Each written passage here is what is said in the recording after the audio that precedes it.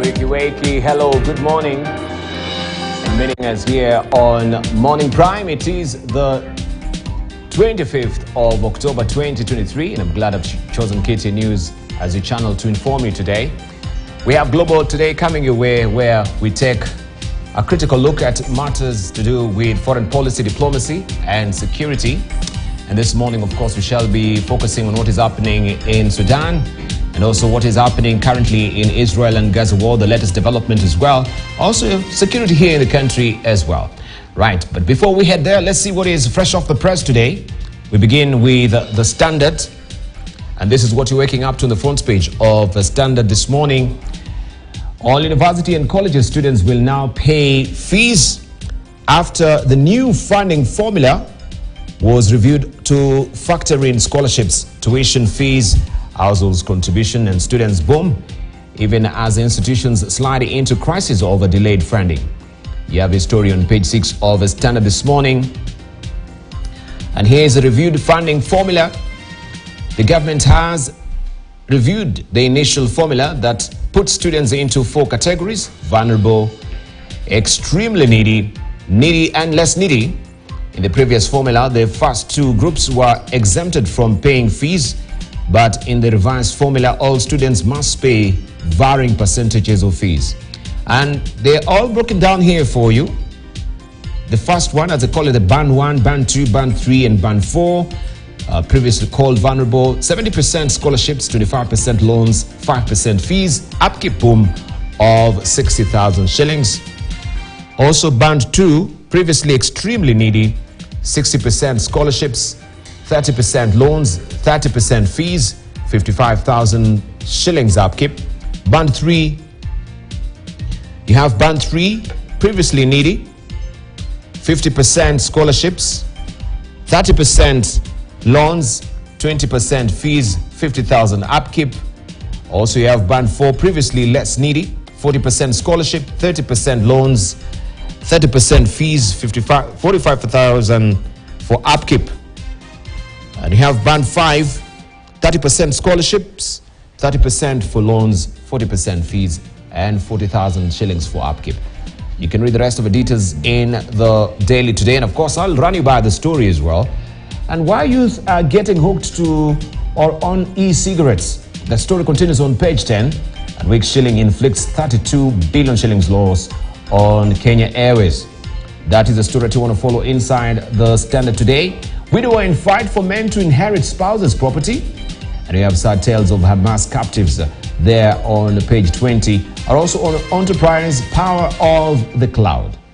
For small enterprises, you can follow the story inside the Standard every Wednesday. You have the Enterprise magazine coming your way, where you can get all the wiser as far as matters entrepreneurship is concerned. South Africa rugby star probed over Sklar, and that is on page 30 of the Standard this morning. This is how it looks. All right, we have the Daily Nation, which is up next, and bid to raise school fees. That is what is hogging the front page of the Daily Nation this morning. Education suppliers are crying foul over delayed payments. These are tough times indeed. Parents have been warned to prepare to dig deeper into their pockets to keep their children in class from next term, with head teachers blaming the current high cost of living for pushing up food prices and escalating overhead costs. Public institution managers are also accusing the government of failing to release full capitation amounts. This story continues on page 7 of the Daily Nation this morning. And also you have the breakdown of the current annual capitation per Lana secondary boarding schools. This is the breakdown, and secondary day schools, that is a breakdown as well. Special needs schools as well, the figures are given for you, and primary schools.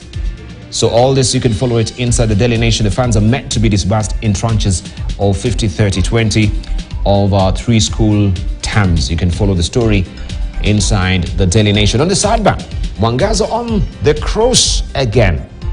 Today is the D-Day when we'll know her fate. Rival camps in the proposed impeachment of Meru Governor Kawira Mwangaza are engaged in behind-the-scenes lobbying to bolster their positions ahead of a vote slated for later today.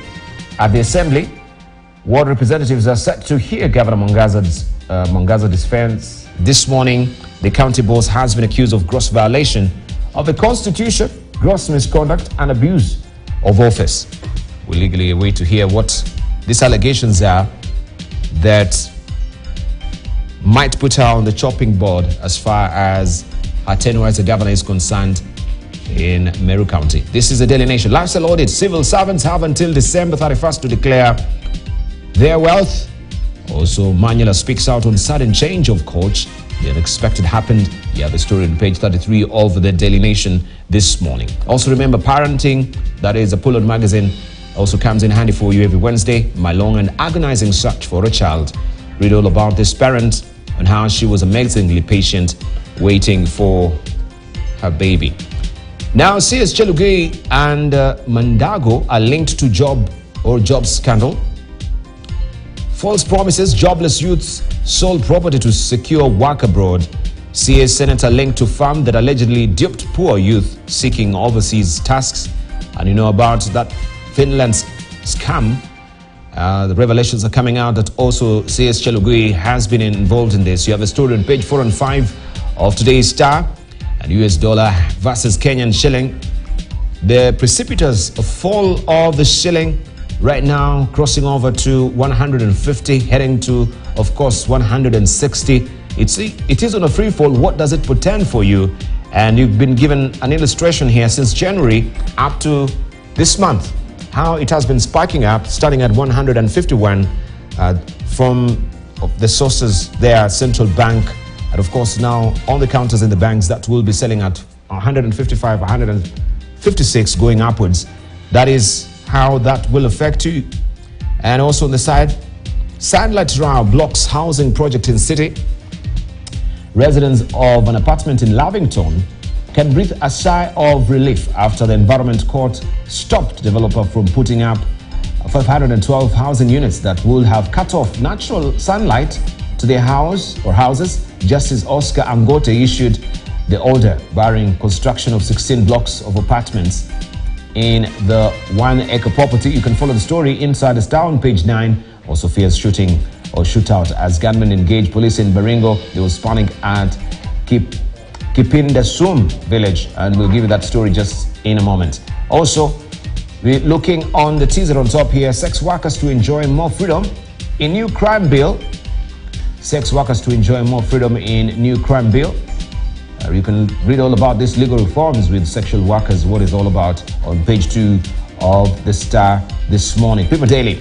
How a weak shilling will hurt Kenyans. This is a splash here. You saw it at 151. State of Economy Central Bank says local currency is overvalued, meaning it's likely to depreciate until it finds free market rate. And remember also, Central Bank had given up and said, now we just leave it to the vagaries of the market to course correct it. This is a story that you want to follow on page 4 of the People Daily this morning. 100 to 150 to 154. Exchange rate for the shilling against US dollar depending on whether one is buying or selling. Some banks were quoting the dollar at 156 selling. Also, medicine cost will go up because Kenya is a net importer of pharmaceuticals. This can be reversed by local production. We have electricity as well, which is really pegged on the dollar, bearing the fact that much of it is generated through diesel. This will also cost more because Kenya also uses thermal power. This will in turn push up the cost of living. Talk about food, your breakfast this morning. Prices of cooking oil and wheat also set to go up at a time when Kenya's food import bill has gone up. We have 17.8%. That is value by which shilling has lost against the dollar since January. Talk about luxury goods. With Christmas and New Year beckoning, Kenyans will pay more for electronics, vehicles, and other luxury goods. And also in debt, most Kenyans' debts are based on foreign currencies. A weaker shilling make debt burden heavier. And also you had from the CEO of Kenya Airways how they're very pessimistic regarding also the weak shilling, how it's going to adversely affect their books as well. Nairobi set for Queen's visit next week. Tight but interesting itinerary for British royal couple in maiden trip since coronation. That is story that you want to follow on page 18. Obama questions Israeli military's response to Hamas. That is the latest development as well. And learners take a break until January. Exams are beginning this week. Oral exams have already begun, and you can see a picture there, the closure of schools and students now or pupils heading home until January next year. That is on page 6 of the People Daily this morning. Ziara 38 ndani ya mwaka. That is what we have on the front page of Taifa Leo today. Rais na naibu wake wafanya msururu wa ziara licha ya kupiga breki safari zisizo na maana nje. Uchumi, Rais Ruto ameendeleza mtindo wa mtangulizi wake Rais mstaafu Uhuru Kenyatta wa kufanya ziara nyingi katika nchi za nje zinazogharimu mamilioni ya fedha, huku akiwa kwenye ziara yake ya 38 kwa sasa. And you can read all about it also inside Taifa Leo. On the sidebar, ubomwaji wa Mavoko wamalizika, a reprieve there. And Nyanza ya kumbuka siku ya mkosi. Hafla ya ufunguzi wa hospitali iligeuka ya ghasia na watu zaidi ya 50 wakauawa. That is a story on page 5. And I know my Professor Peter Kagwanja may remember the history there, and also Ken Mbogi of the Russia hospital in Kisumu, right? Yeah, so there's a bit of history there. Maybe Dr. You can tell us, you remember the story of Russia and the great clash between the supporters of Jaramogi Oginga Odinga and our former President Kenyatta, when the hospital was being reopened, which marked actually the ideological differences between the two leaders. One was going east and the other one was going west during the Cold War. During the Cold War. Yeah, and so the east and the west factor is really steeped in our history. Oh yes, oh yes, and it determined the trajectory that we took for years, including the famous student airlift. Some to the east, others to the west. Odinga took his to the east, and Mboya took his to the west. And Mboya had a very strong support of Mzee Kenyatta and the Americans and the British. Yeah, so that has been part and parcel of our history, and we seem to be getting back to the same east-west rivalry, actually, with the Middle Eastern crisis and the position a number of countries have taken, including our own. Including our own. Yeah. Yeah, no, we're torn there as well. Just last week you had our president in China, and we can see people are questioning why are we toing and froing, you know, in the east and the west as well. And the gentleman who's coming from that particular land of the east as well is Dr. Hassan Khanenje, right? So I bet you've actually picked up a smattering of Mandarin. Ni hao. Ni hao. Ni hao. Ni hao. That's Good morning. Good to see you. Probably speaks better Chinese than I do. He's good Mandarin. He's a regular. I only have 2 weeks of experience there. So anything beyond ni hao? Ni hao. Ni hao. Ni hao. Yeah. Shang hao. Shang hao. Good morning. Oh, shang hao. Yeah. Is it? Do I have the right affectation? Yeah. Shang hao. Shang hao. Shang hao. Yeah. So you've got to go with the accent. Yes, the accent. Shang hao. Shang hao is good morning. Yes. Quite a bit of lesson there. In the University of Nairobi, we teach Chinese. We have just opened a very new state-of-the-art Confucius Center. Institute. Where we teach. That was fully funded by the Chinese government. I can see even the structure itself. It looks very not Gothic. Yes. Well, it looks very ancient, somehow temple-like. Eastern cultures and all that, to distinguish itself from the overwhelming influence of the West, which you see in the University of Nairobi. Indeed. And amazingly as well, Mandarin is being taken as a subject heavily here, when we as a country are trying to make sure that Kiswahili is not mandatory. Dr. Hassan Kanenje. That is a tragedy.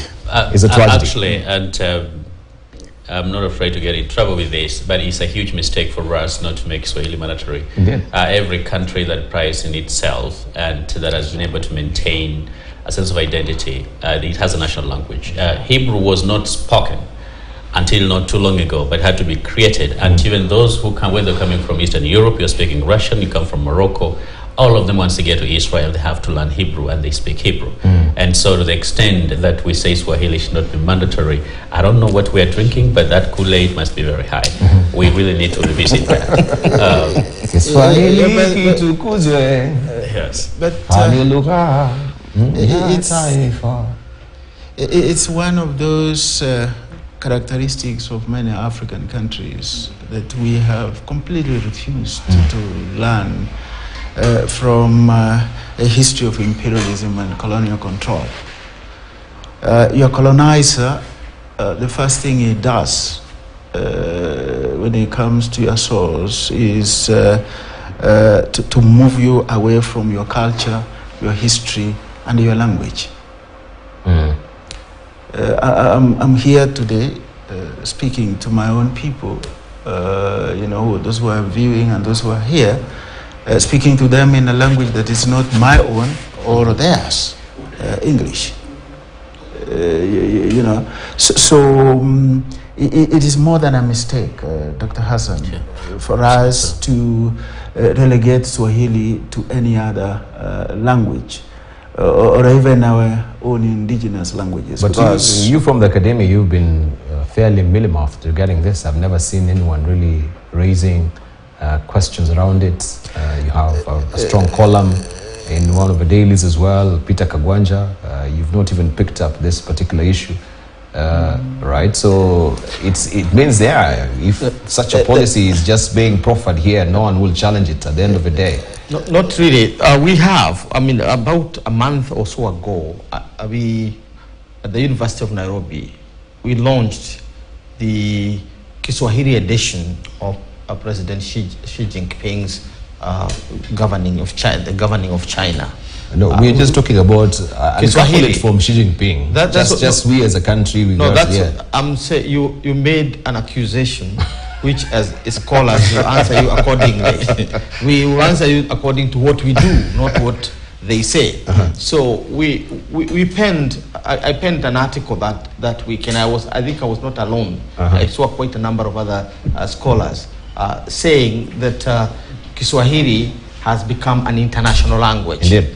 So it's I think it's the whole thing of what Dr. Kanenje is asking. What are we smoking? Because or what are we drinking? Because when everybody else is recognizing Swahili as the lingua franca for the continent, not for the country, for the continent. For the continent. Yeah, that it's spoken almost by the same number of people as those who are speaking francophone, slightly less those who are speaking anglophone, because it's spoken in about 14 countries by almost 200 million people. So what are we talking about? In Congo, from Congo to Somalia. Now, remember what Ali Mazrui said, that it's the fastest growing language. Somali refugees came here in 1990. Many of them, thank you. Many of the Somali refugees who came here did not speak Swahili. In fact, they were speaking Somali to Kenyan Somalis. And then the Kenyan Somalis would tell them Sijui. So we now have two Somali groups, Somali and Somali Sijui, because the Somali Sijui are Kenyans, and the Somalis are the other Somalis, because the Kenyan Somalis could speak Swahili. By now, almost all the Somalis, I have quite a number of friends from Mogadishu, they are speaking Swahili now. So over the years, Swahili has been the fastest growing language. So it's very unfortunate that would take a reverse gear when the continent and the world is moving fast on Kiswahili. But I think we need to go back to what you raised at the beginning. I know we talked about Kisumu and the ideological shifts that we're going through. Yes, for the East and the West. If I could add a note, Now, one most important development in our times, as like now, is that we have the Cold War Round 2. And Cold War Round 2, or the second Cold War, would be, you would say, roughly started in 2014 in a very slow key when it was announced that China has become a major economic power and was headed to becoming a major superpower. And of course, when you read writings from University of Harvard and other major institutions in the West, the tone changed. Things like, you know, the CDD's trap, meaning when a rising power, you know, when there's a rising power, the old power responds by declaring war, and therefore somebody arguing that war is almost inevitable, and so on and so forth. But the war in its hot form has not come up. What has come up is the Cold War. And nobody now is denying that we are in a Cold War. And therefore countries like Kenya have a challenge on how to kind of wade their way through this new Cold War. And we are seeing a lot of fumbling here in Kenya in terms of our foreign policy. And I mean, at the risk of saying it, I don't think we have sat down to reconfigure our foreign policy in terms of that new Cold War, and also in terms of our national interests. Where is our money and where should our mouth be? We are not really taking that into account. The West is declining, and we have said this before. We are not celebrating that, but this is an economic reality because of the policies they have taken. You cannot wage war for 70 years across the globe and still become a power. Economic growth has everything to do with stability. And America has waged war from Latin America, Afghanistan, Vietnam, and everywhere. It's a warring nation. And therefore, as some of its veterans have argued, you have to go back to peace. Now, China, from 1949, when it came to power, has never fought a major war which you can identify and say it was fighting this and this. So that cumulatively, that has meant that China is cashing the check of peace. And therefore, in this Cold War, Kenya has to know by 2050, the countries that will be partners in terms of economic development will be China, India, America itself, don't leave it behind, then Indonesia. I don't even know whether we have an embassy in Indonesia. We have in Indonesia, Malaysia we have. So we need to begin building. It's good that we have an embassy now in Brazil. That's very important. It's also important to go to have a very serious embassy in Mexico, because that is in the next frontier growth. Now, so when President Ruto goes to China, and you take the pictures of small people like Congo, Republic of Congo, the reception they are getting, Ethiopia, the reception they are getting, and the replacement we are getting, you are there yourself. For us, we just saw the clips and that's it. I don't think Kenya should be at that level. We should get, I mean, Ethiopia got even the traditional dancers, the Chinese traditional dancers, were in the airport to receive Abiy, a prime minister. He had the red carpet from the plane all the way up to where he was going. And when you compare with our case, why? Because we have not invested in this friendship. And that's where money is. And we can see the exceeding benefits that is coming from the friendship as well. And when it comes to SGR, that at least we have Ethiopia getting a preferential treatment. Right. Let me just rope in Yusuf Hassan, who is a member of parliament of Kamukunji, also a member of departmental committee on defense, foreign relations and intelligence. And we were just actually in the thick of things here, looking at the dailies and looking at what we have here when we had Nyanza and the Russia hospital and the skirmishes that actually enveloped there. It is now the 25th of October, so since 1969.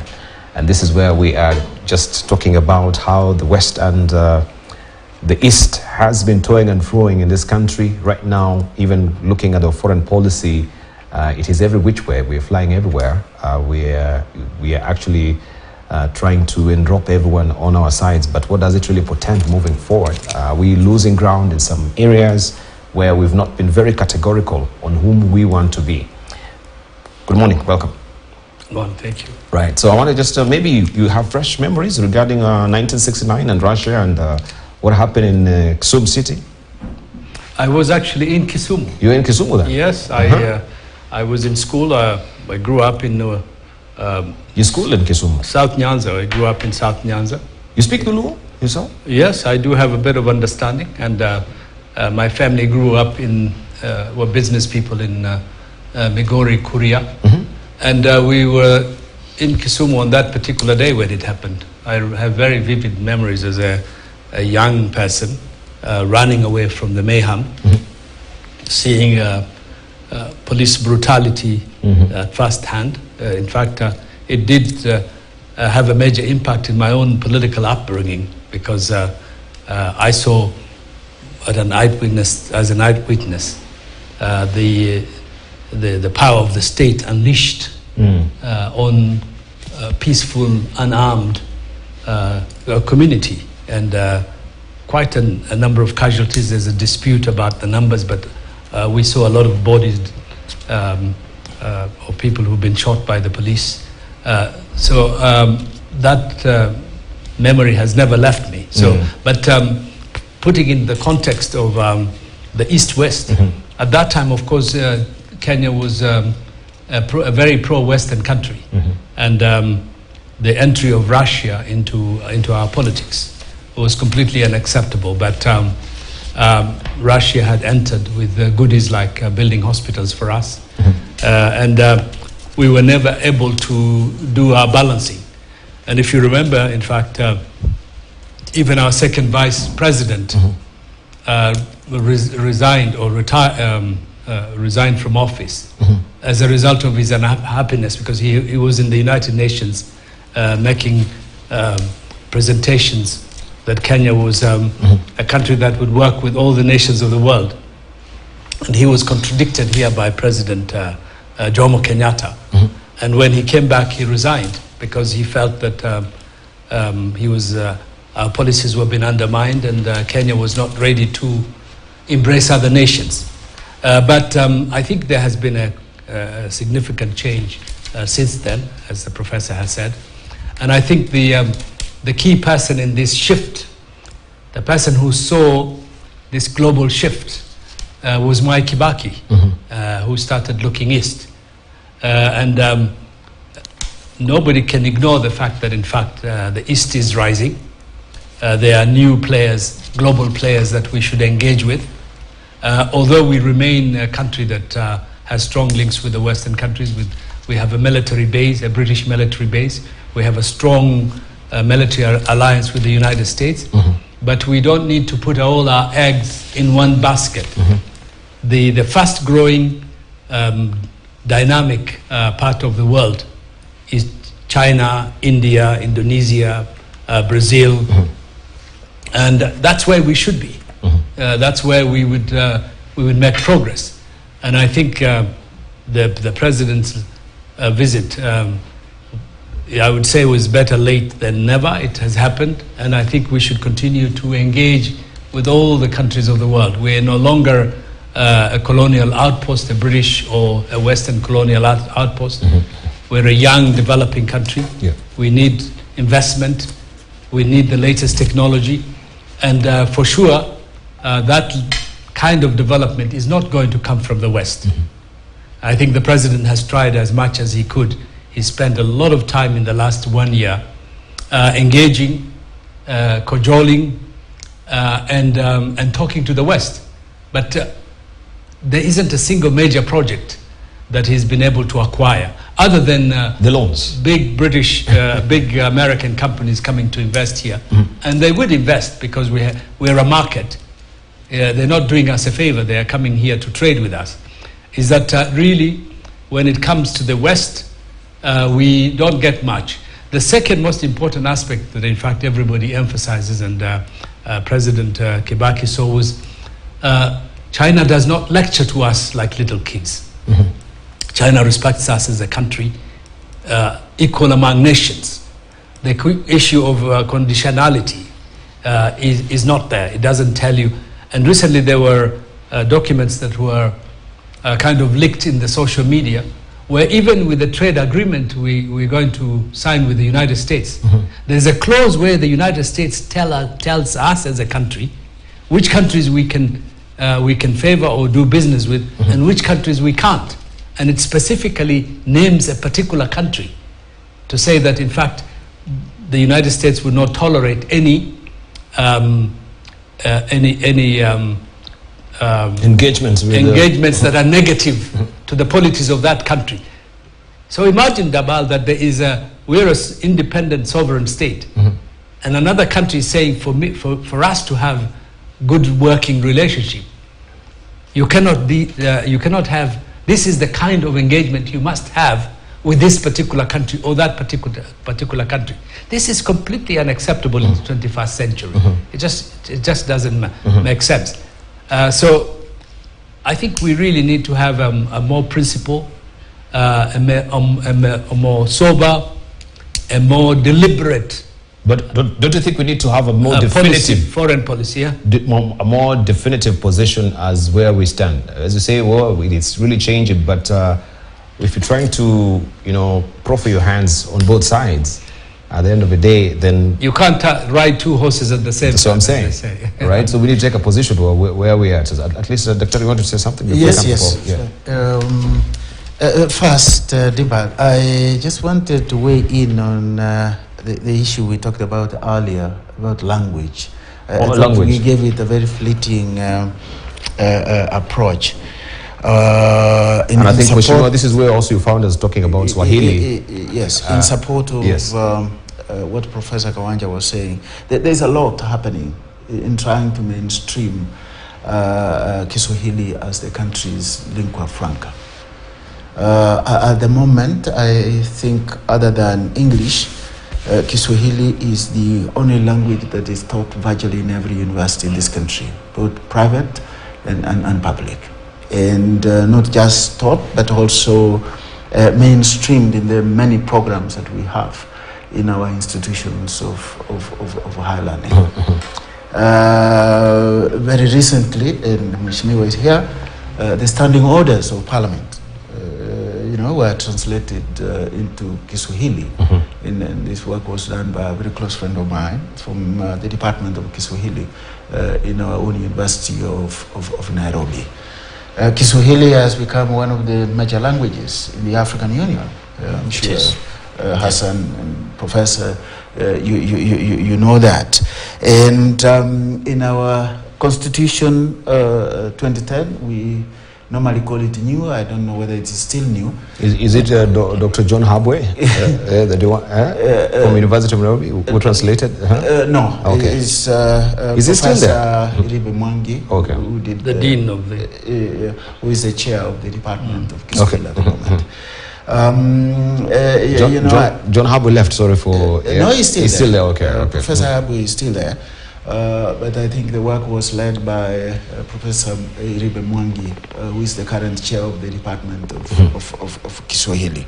I've talked about the AU. But we also need to recognize the internal dynamics and dialectics that have led Kiswahili not to grow as fast as we could have wished. One of it is really what you referred to. We seem to be making 2 steps ahead. And we make 3 steps back when it comes to mainstreaming Kiswahili. Further, I think it's Professor Masuru who used to say that, of course, in his characteristic duality of viewing reality, that Kiswahili has a very interesting relationship with water. Water, yes. The closer you come from the Indian Ocean, the better is your Kiswahili. But the closer you come from Lake Victoria, the bad is your Kiswahili. And those of us who come from the western side of Kenya's Rift Valley, we always say Kiswahili is your mdomo chetu. And there has been that challenge and divide in the country, interestingly, that has hindered increasingly the development of Kiswahili, particularly in the western parts of the country. You can see it even in our politics. Our politicians from the western part of Kenya, Nyanza, Western, and all that, and the Kisii Highlands, will always want to express themselves in English. There is something they say, just on what you're saying, that Kiswahili was born in Zanzibar, grew up in Tanzania, got sick in Kenya, died in Uganda, and was buried in Congo. Yeah, sure. It's really very sick in Kenya because of that. So we need to recognize those dynamics and work towards actually promoting Kiswahili, because language is a very important tool of colonization. And if we allow ourselves to make the mistake we made when the Westerners came here, then we'll be dominated forever. Right. Dr. Kanenje. Sorry. Carry on. I want to echo the sentiments, by Dr. Omongi and Prof here, but probably going to go further. Swahili is the most universally taught African language. The only African language recognized by the African Union. Everywhere you go, people speak in their language. The highest form of enslavement is abandonment of one's language.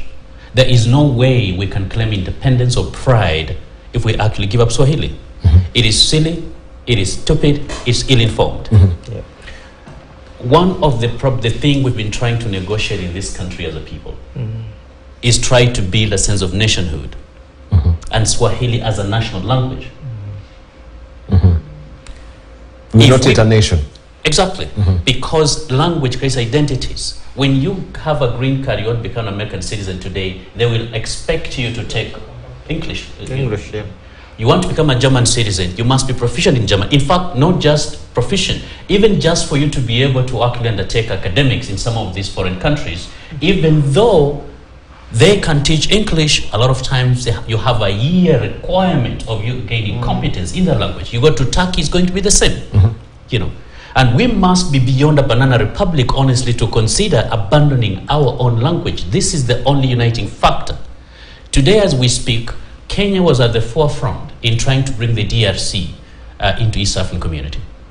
There is only one language we can speak with Congolese. They speak French, they speak Lingala. Some of us were bound to understand some of the languages, the Chulubas, and a few words.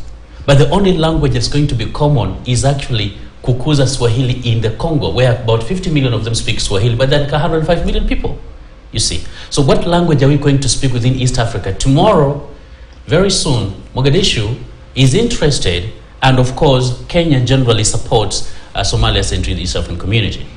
What language will you be speaking? English? And so, to the extent that we are abandoning this, and this something has been going on, it's not just Swahili, it's also the neglect of history. The neglect of history in this country. And Mheshimiwa is here, but I want to challenge Mheshimiwa, perhaps, if I'm wrong, many of parliamentarians can't even sing a national anthem. The three stanzas of it. Fully.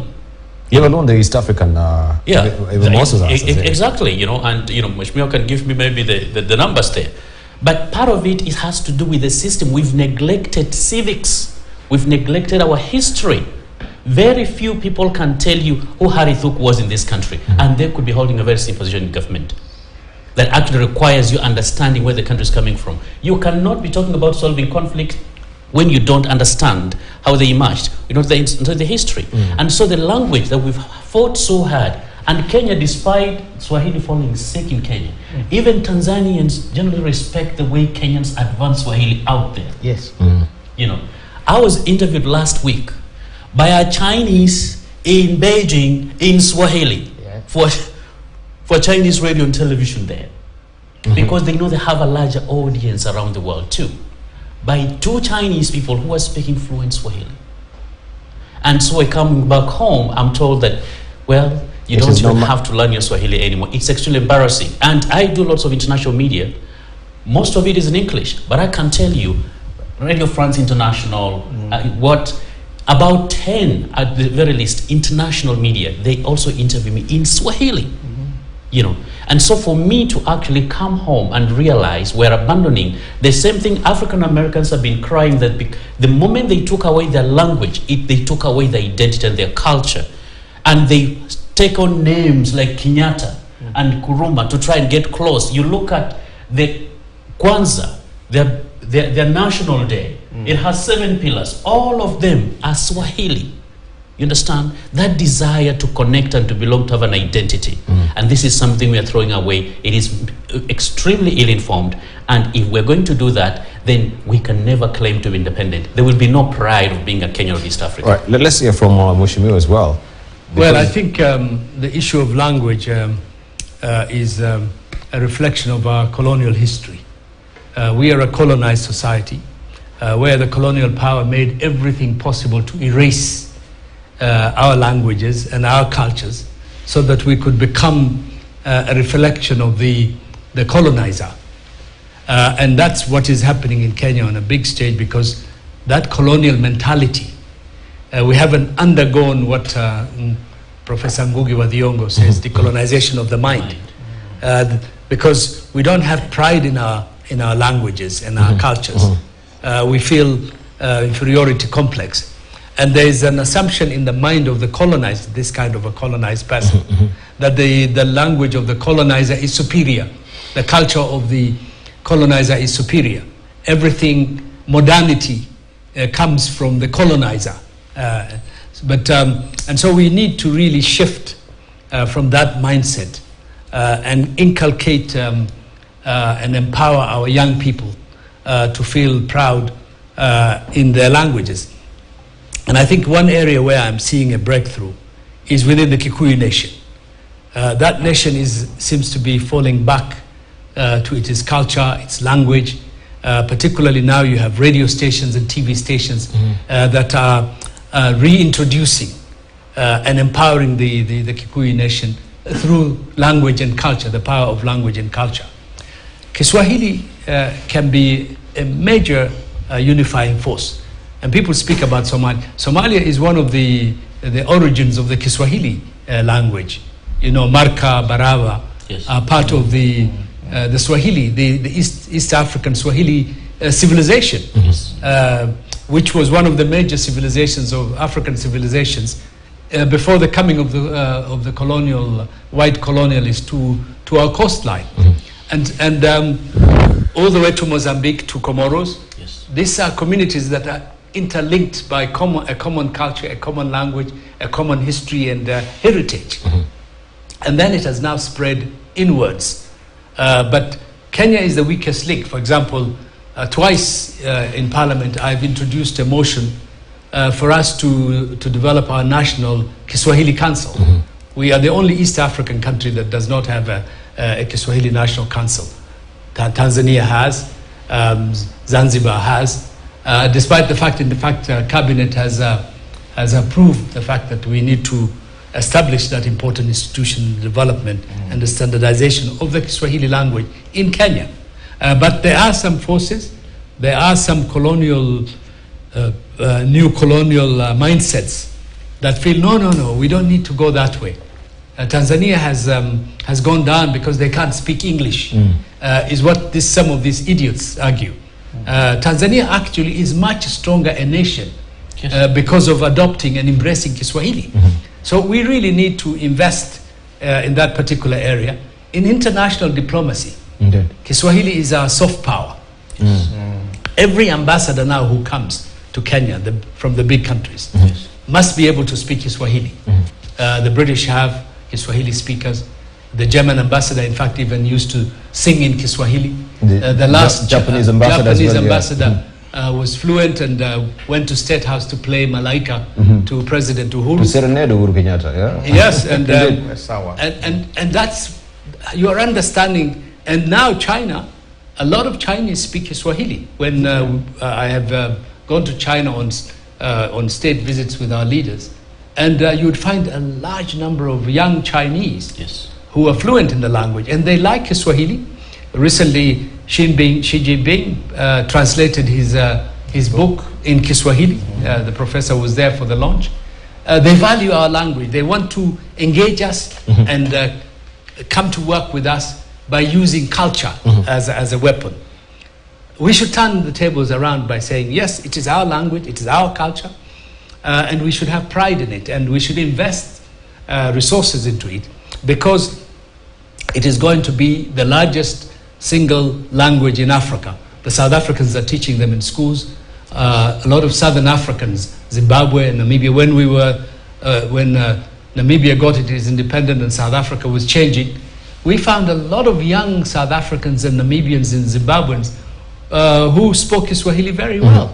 And what a great pride for me as a Kenyan and East African to see our mother language spreading.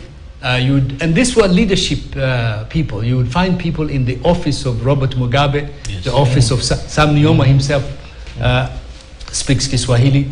You would find people in Nelson Mandela's office, Thabo Mbeki's office, who are all who've grown up and speak the language and are pushing for this African language more than us.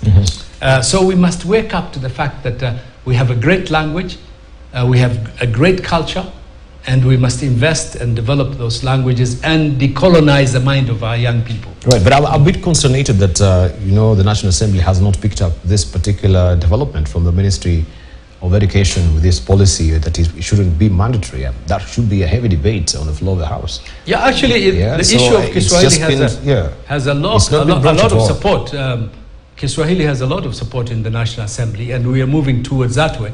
But it requires the central government to be actively engaged. I feel that the central government is either not focused on the importance of Kiswahili or is not willing to push Kiswahili. A lot of people are asking you, why do you want to take us back? But why should we give such a carte blanche and latitude to a public servant like a CS, who can change the trajectory of a country by just one jot or a stroke of a pen, saying that Swahili should not be mandatory in our teaching, in our curricula in school? Why would we give such powers to this? Should be a public participation, because all of us, we are affected one way or the other. Even if we don't speak a fluent Swahili still, but there's a way that we connect. I think we need to appreciate that many of the challenges we face with Kiswahili have a very important historical dimension. And unless we recognize that, we may not understand the situation that we are in now.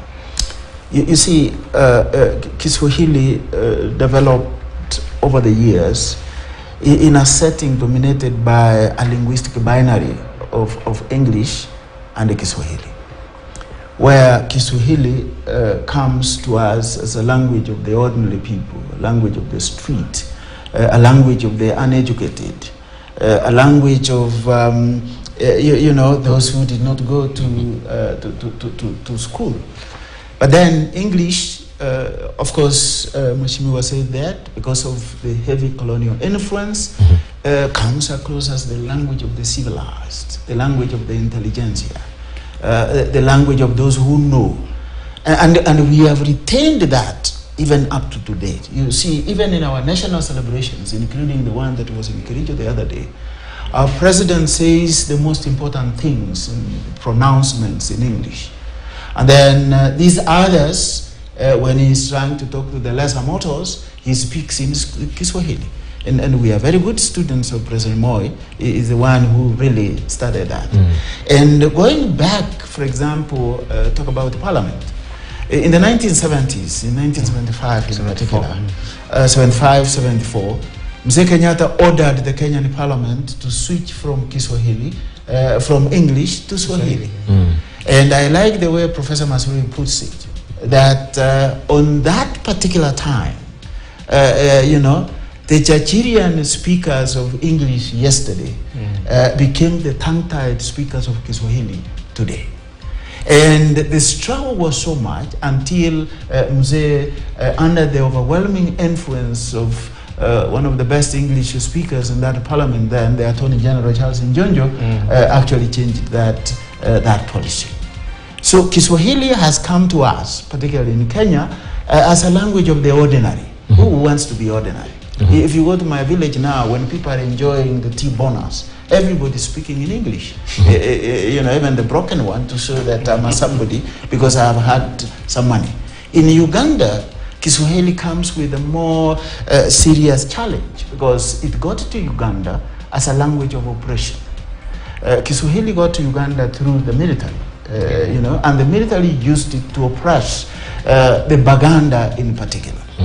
And every time you speak Kiswahili in Kampala or in any other urban setting in Uganda, then you are telling the people around you that I'm from the security forces and I have the potential to do a few things to make you obey what I want from you. So those historical dynamics are actually preventing Kiswahili from developing. So Indeed. we have to be deliberate if it has to develop. All right. All right, so time for us to take a short break as well. Some few minutes taking up to 8 to 7 o'clock on the nose. I'm just reading some of also good proverbs regarding language learning. And one from a Chinese proverb says, to learn language is to have one more window from which to look at the world. There is also the Czech proverb, those who know many languages live as many lives as the language they know. And one who speaks only one language is one person, but one who speaks two languages is two people. A new language is a new life. Learn a language and you'll avoid a war. That is an Arab proverb there. And also remember that the 22nd of June was set aside as the World Swahili Day by the United Nations. It's given that much premium, but still here in the country, we want to slight it away as well. It is our language. We need to be proud of it, and I think the Ministry of Education has to relook at that as well. When we circle back, we shall be looking at a raft of issues just regarding what is affecting also the matters of academia with the fees. Just briefly, before we gravitate to matters international, just looking at what is happening currently in Sudan, the Congo as well, and the warring factions between Israel and Gaza as well. You take a short break, but don't let Kiswahili be under siege. As the former Inspector General said, really not be under siege. We will not allow Kiswahili to be under siege. We take a short break.